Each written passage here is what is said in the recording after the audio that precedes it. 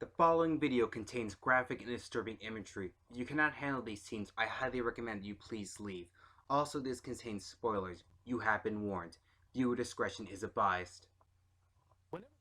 Everyone knows about Graves of the Fireflies, a heartbreaking film about two kids surviving during the final days of World War II in Japan. And it's just so sad on how they're trying to get by. But for me personally, I think Barefoot Gen is the most overlooked of this genre. With its graphic details and even anti-war message, this film shows the point of view of a child and what it was like for the Japanese during the end of the war, and also the horrors of the atomic bomb. With its being the 70th anniversary of the Hiroshima and Nagasaki bombings, I thought I would review this film to commemorate those dates. So you may be asking, what's the plot? Well, based off the manga by Keiji Nakazawa, which is based off his own personal experience, Barefoot Gen tells the story of Gen Nakawaka, a boy living in Hiroshima with his family, his father Daikachi, his mother Kimi, his older sister Eiko, and his younger brother Shinji, and they're expecting a baby on the way. With food scarce, the mother is in deep trouble with her being malnourished, and the family is all hoping that the upcoming baby will be alright. So Gen and Shinji try to find a way to keep their mother healthy, and hopefully the baby will be alright afterward. Then on one fateful day on August 6, 1945, a devastating weapon would change Gen's life and the world itself.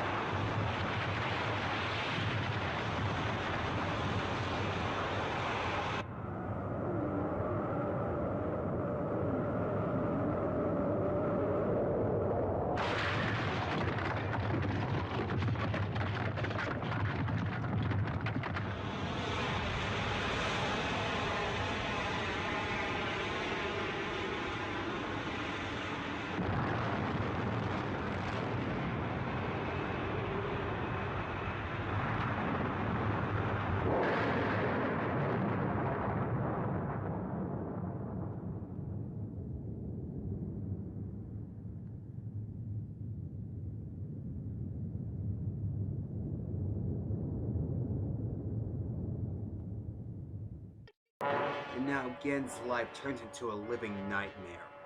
Buildings reduced to rubble, people turn to walking corpses and dropping dead, and to top it all off, half of Gen's family dies in a fire, leaving him and his mother and his new little sister Tomoko, who Gen has big hopes for the future. Upon their journey to survive, they meet someone who looks a lot like his dead brother Shinji, but turns out it's just a lookalike named Ryuta. who was adopted into their family since his parents were killed in the bomb. So the boys try to do jobs in order to support their mother. They are approached by a wealthy landowner who hires them to take care of his brother who was badly injured during the bomb. At first, the brother treats them like crap, but after a while they get sick and tired of even slapping him and also threatening to walk off. But the brother actually feels grateful for this because it makes him feel human again. No one has ever done that to him before. His family abandoned him after his burns and no one would dare go near him. But by the time they have enough money to support Kime and Tomoko, it's too late, for Tomoko dies of malnutrition. This scene is so heart-wrenching and sad, even I start to cry. And it truly is sad to see an innocent life taken from the result of war. Quite bittersweet. While still distraught over the death of Tomoko, there is hope for the future. This is truly a story you will get sucked into, though in all honesty, it is the second half where it truly shines.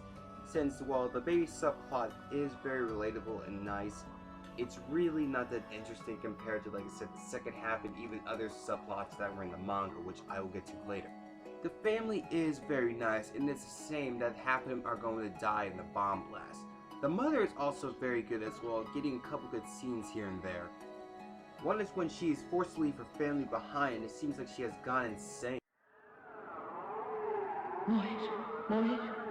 みんな燃える。母ちゃん。お母ちゃん。お母ちゃん。海戦隊。 Another scene being when they find out that Japan has surrendered and lost the war. なんか今頃終戦ね。 She doesn't care if the war was won or lost. She's just angry that it didn't end sooner and this all could have been avoided. Though the title character is the one that makes it worthwhile. Gen is one of the very few best written kid characters I've ever seen. He knows how to have fun, but has to work with the situation that he is, and a kid his age, that's a lot on his shoulders. He is loyal and loves his family very much, and he's such a good kid as well. However, he doesn't like to take crap. However, he truly knows how to treat people. Heck, even making another victim of the bomb feel like a person again after being rejected by his family. I also love the relationship between his younger brother Shinji and later adopted brother Ryuta. The animation is pretty good, and to me personally, I think the style is a lot better than Nakazawa's original artwork, but for me, you can't go wrong with 80s anime. I do believe the scenes where the animation is at its best are the scenes with the planes, the bombings themselves, and especially the atom bomb blast and how detailed the effects were. It's quite horrifying that a weapon could do something like that. Even though this is an adaptation, I don't want to be one of those people that complain about stuff being left out of the manga, but there was a lot of interesting subplots that were in there. One of the main ones being that Gen's father did not believe in the Japanese way of thinking and thought the war was all bull. This branded his family as being traitors and brought more hardship onto them. In fact, it is only brought up once in the film, and it's just like this. 戦争が終わるんか？時期はあるじゃろう。この戦争は日本の負けじゃ。日本の負けならなんでいつまでも続けるんだろう。今の国の指導者も間違っとるし、軍部の奴らもどうかしとるんじゃ。お父ちゃん、そんなこと言うからみんなから非国民って呼ばれるんだろうが。そうじゃ。わしは非国民じゃ。お父ちゃんはそのことを誇りにしとるんじゃ。こんな人を殺し合う戦争が正しいはずなのじゃろう。非国民と罵られてもええ。卑怯者と言われてもええ。人の命や自分の命を守るのが本当の勇気じゃ。 While powerful and also a very good scene, it's really nothing compared to what has happened in the manga, even where his father has been arrested and everyone treats the family like pariahs. A character they tend to glance over was Mr. Pak. While he is shown in the film, not much is known and he's not really there that much. In the manga, he is a Korean who was forced to work for the Japanese and later began to hate them because how they treat his father and other Koreans who died in the atomic bomb. And other members of Gen's family did make it to the film as well, this including his older brother Koji, who reluctantly joins the kamikaze in order to redeem his family after being branded traitors, and his other brother, Akira, who's forced to evacuate to the countryside, which he hates.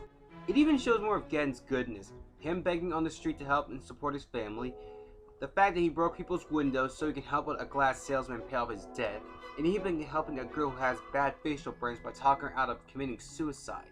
But like I said earlier, he doesn't like to take crap. However, there are some plot and characters which while I do find interesting, I understand why they had to cut them out. One being the kamikaze pilot who was afraid to die, or even showing scenes of how desperate the Japanese were and how they were losing it, and it seems like why the Americans used the atomic bomb. Now, there are other elements in the book I'm glad they left out, like the horrible mother-in-law and kids of Kimi's friend who allowed her and Gen to stay, but they make it a living hell for them. Also, the Yakuza get involved, which I really can't say much. That's just kind of pointless for me. Also, Ryuta doesn't really play a big part in the manga compared to the movie, and is much more mean-spirited and leads a band of thieves. But aside from that, Barefoot Gen is a very good film. Very emotional, very powerful, and it truly shows what it was like for those who had to went through this. While there was a sequel to Barefoot Gen, I haven't seen it yet, but I do plan on reviewing it in the future. This is why people will say to nuke a certain nation because they don't like them. But in all honesty, they don't understand the torment and hell many had to go through. And let us pray that we don't have to go through the same experience that Gen had.